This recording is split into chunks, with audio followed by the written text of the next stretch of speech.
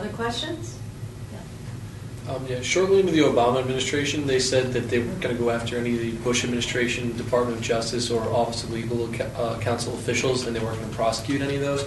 I was wondering what you guys thought about that, not only as a policy matter, but also as a precedential matter for showing that you can basically commit these, you can do these things while you're in office, and you're not going to be held accountable for them. Extra credit for this young man. Well, you put your finger on something that's so important. We have an affirmative obligation under the Geneva Conventions to investigate, and where the investigation gives us evidence of violation of a war crime, to prosecute. This is a very, very contentious issue. We have always demanded in the past accountability, waterboarding. We went after Japanese who waterboarded one of Colonel Jimmy Doolittle's pilots, a young lieutenant who was shot down in the raid over Tokyo, and they waterboarded him to try to find out from what carrier route the attack was launched. We court-martialed a general, an American general, in the Philippine insurrection for waterboarding. You have to have accountability. But obviously there's a political tension going on now, and I think Mr. Cheney, very wisely from a tactical point of view, sought to color the whole issue in terms of politics rather than accountability under the law. That is to say, if you're going to come after me, this is just political revenge because we lost the election and I was really out there fighting for America. The Attorney General, that is Attorney General Holder, is now looking at a range of cases, and he has access to the Inspector General report, the internal Inspector General report that was done in the CIA. It has never been released, and he has said it makes very bad reading. The very elastic rules that were given to the CIA and others, we know in some instances actors went way beyond even those elastic rules.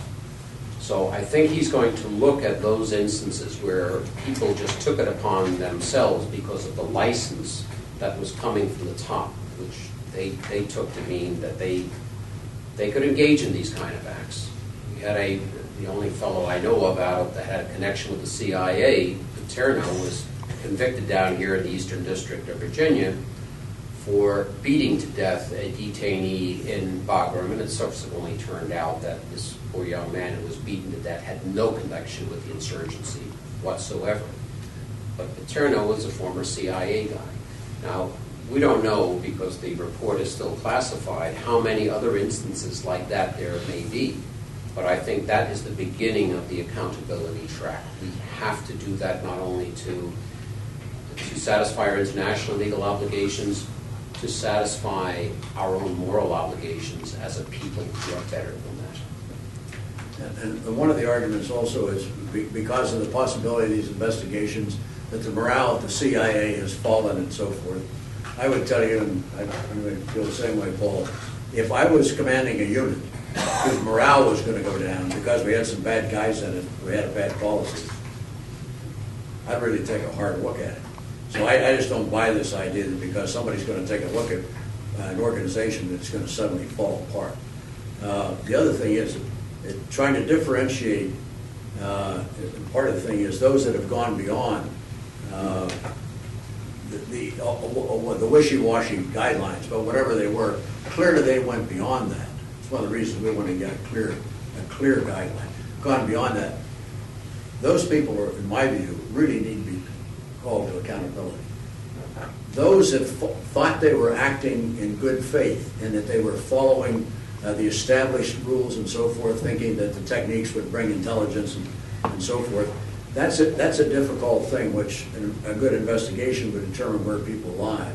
It's hard to convict and find people who were following, and that's why we work so hard on a policy, following what they thought were proper orders, had no reason to challenge. We've all taken an oath to support and defend the Constitution against all enemies, foreign and domestic, and to obey the lawful orders, the President of the United States and the officers appointed over us.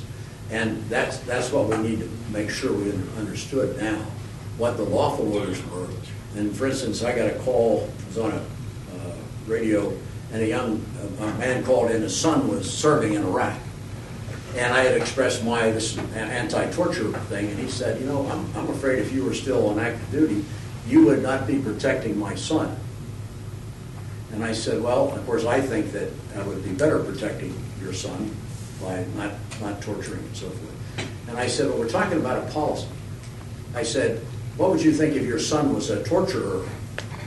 Well, he said, my son's not in that. I said, I understand that. I'm a general, and if I tell him to torture, he either tortures or he goes to spend the rest of his enlistment at Fort Leavenworth. If it's a legal order. What we wanted was a policy so that I could not issue that order to that young guy and so forth. We wanted that kind of control, and that also gives the possibility of accountability, which is fundamental, and we do that. You talked about it a little bit, we talked about it before, where we were just discussing how important that is. Things will always go wrong. We actually have a policy in Washington, D.C. We don't like murder. There'll be 2 of them tonight. Doesn't mean we've got to change the policy to fit what's happening on the street. You keep the policy the same. And we have worked very hard in the military.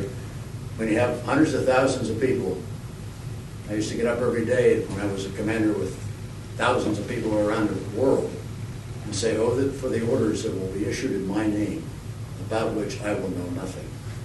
And so what you want to do is have rules, accountability. When something goes wrong, you conduct an investigation, find out the facts, and make a judgment whether action is required or not.